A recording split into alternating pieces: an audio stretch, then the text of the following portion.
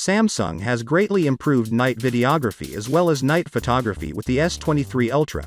Ice Universe says that it's the biggest year-over-year improvements we're getting to a Samsung flagship phone in 5 years, which says a lot. Now a feature that takes the videography of the iPhone 14 Pro Max to new heights is called Action Mode. Apple isn't the first one to this technology on a phone. Samsung did a similar Super Steady mode with their own phones a couple of years ago, and both the Action Mode and Super Steady mode give almost the same level of stabilization, except there's a big key difference: the resolution.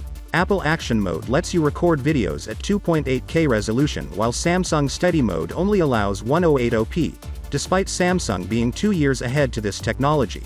But it looks like that will finally change S23 Ultra, as this tipster who has a decent track record mentions that Samsung will offer ultra stabilization with the S23 Ultra, exactly referring to the Super Steady mode, which is about time.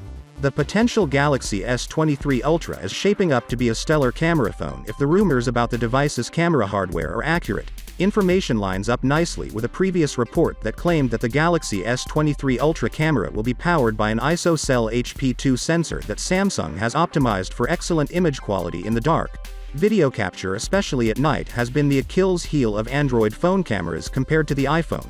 So if Ice Universe claim about the Galaxy S23 Ultra's night videography improvements holds, Apple iPhone 14 Pro may finally have some competition in this department. Finally, when it comes to photos, Samsung has noticeably improved the Galaxy S22 Ultra's low-light camera quality over the Galaxy S21 Ultra.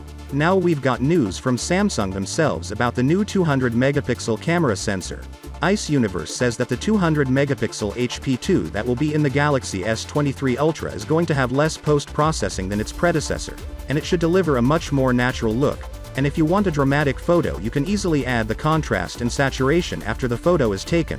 Finally, he tells us that there's going to be number 50-megapixel mode for the S23 Ultra either, and the HP2 is either going to shoot in the 12.5-megapixel mode or the 200-megapixel mode. Again, this is an issue as the 12.5-megapixel is the most useful mode, but it's great to have the 200-megapixel option when lighting allows for it, and you need that high-resolution image.